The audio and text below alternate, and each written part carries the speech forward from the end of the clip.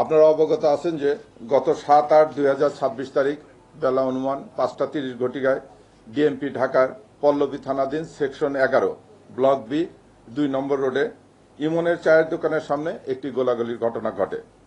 উক্ত ঘটনায় ভিকটিম আলমগীরের পেটে এবং মাথায় গুলিবিদ্ধ হয়। একই ঘটনায় জ্যোৎস্না নামে জনৈক মহিলা, পথচারী মহিলা পায়ে গুলি লেগে আঘাতপ্রাপ্ত হন। এ বিষয়ে ভিকটিমের স্ত্রী রিনা আক্তার পল্লবী থানায় বাদী হয়ে একটি মামলা দায়ের করেন। এই মামলা শুটিং ইনসিডেন্টের পর হইতে ডিবির মিরপুরের একটি চৌকস টিম মামলা ঘটনা সংক্রান্তে ছায়া তদন্ত শুরু করে। ডিবি টিম ঘটনাস্থলে উপস্থিত হয়ে ছায়া তদন্তের মাধ্যমে ভিডিও ফুটেজ সংগ্রহ করে তথ্য প্রযুক্তি এবং ম্যানুয়াল পদ্ধতিতে গোলাগুলির কাজে ব্যবহৃত টয়োটা প্রিমিও গাড়ি, যার রেজিস্ট্রেশন নম্বর ঢাকা মেট্রো গো 45-5861 চিহ্নিত করে এবং বর্ণিত গাড়িটির মালিক হামিদ খান ওরফে মাখনকে পল্লবী থানা এলাকা থেকে গ্রেপ্তার করে। ব্যাপক জিজ্ঞাসাবাদে হামিদ জানায় যে গাড়িটি তার নামে রেজিস্ট্রেশন করা হইলেও গাড়ির প্রকৃত মালিক কুখ্যাত মাদক ব্যবসায়ী রুবেল ওরফে র্যাংরা রুবেল। হামিদ মাদক সিন্ডিকেটের অপরাপর সদস্য এবং ঘটনার সাথে সম্পৃক্ত অন্যান্য আসামিদের নাম প্রকাশ করে। তার তথ্যের ভিত্তিতে ল্যাংড়া রুবেলের সহযোগী পারভেজ এবং রাব্বিকে পল্লবী থানাধীন কালশি এলাকা হইতে গ্রেপ্তার করা হয়। একই সময় তাদের নিকট থেকে ল্যাংড়া রুবেলের ব্যবহৃত একটি সাদা রঙের টয়োটা ভক্সি গাড়ি, যার রেজিস্ট্রেশন নম্বর ঢাকা মেট্রো 12 সিরিয়ালের 6336 এবং এর ভিতরে থাকা 1000 পিস ইয়াবা উদ্ধার করা হয়। ব্যাপক জিজ্ঞাসাবাদে আসামি পারভেজ এবং রাব্বি জানায় যে রুবেল ওরফে ল্যাংড়া রুবেলের স্ত্রী ও তার পরিবারের সদস্যরা গাজীপুর জেলার একটি স্থানে আত্মগোপন করে রয়েছে।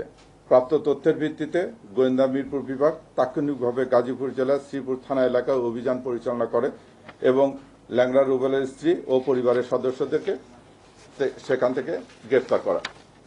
ল্যাংড়া রুবেলের স্ত্রী জিজ্ঞাসাবাদে জানায় যে গুলিবর্ষণের ঘটনায় প্রত্যক্ষ মূল আসামি ল্যাংড়া রুবেল ও তানজিন আহমেদ ওরফে বাপ্পা ওরফে শুটার বাপ্পা মিরপুর ঢাকা থেকে ঢাকার বাইরে পলায়নের জন্য প্রস্তুতি নিচ্ছে।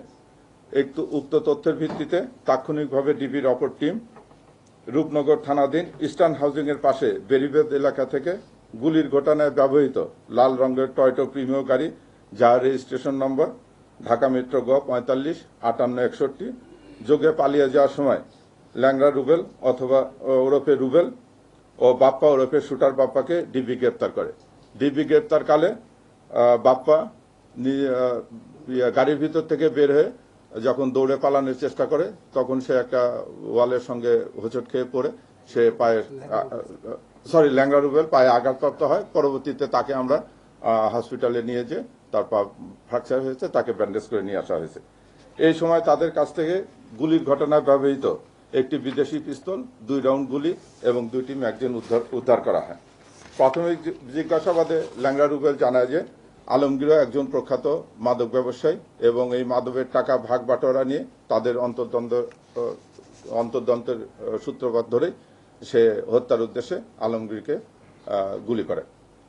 ল্যাংড়া রুবেল এবং বাপ্পি তারা চিহ্নিত সন্ত্রাসী, তাদের নামে ঢাকা শহরের বিভিন্ন জায়গায় একাধিক মামলা রয়েছে। আমরা এই পর্যন্ত ল্যাংড়া রুবেলের বিরুদ্ধে 7টি এবং ওই বাপ্পির বিরুদ্ধে একটি হত্যা সহ মাদকের মামলা পেয়েছি। তাদেরকে একাধিকবার পুলিশ গ্রেপ্তার করেছে। তারা জামিনে বের হয়ে এসে একই কর্মকাণ্ডে লিপ্ত হচ্ছে। তাদের বিরুদ্ধে বর্তমানে হত্যার চেষ্টা মামলা আছে। এ ব্যতীত অস্ত্র এবং মাদক দ্রব্য নিয়ন্ত্রণে 2টি মামলা দায়ের করতেছে। আমরা এই ঘটনার সঙ্গে আরও যদি কেউ জড়িত থাকে সেটাও তাদের বিরুদ্ধে ব্যবস্থা নেব এবং তাকে জিজ্ঞাসাবাদে তার এই মাদক সাম্রাজ্য গড়ে তোলার পিছনে নেপথ্যে যারা আছে তাদের বিরুদ্ধেও আমরা প্রয়োজনীয় আইনগত ব্যবস্থা নেব।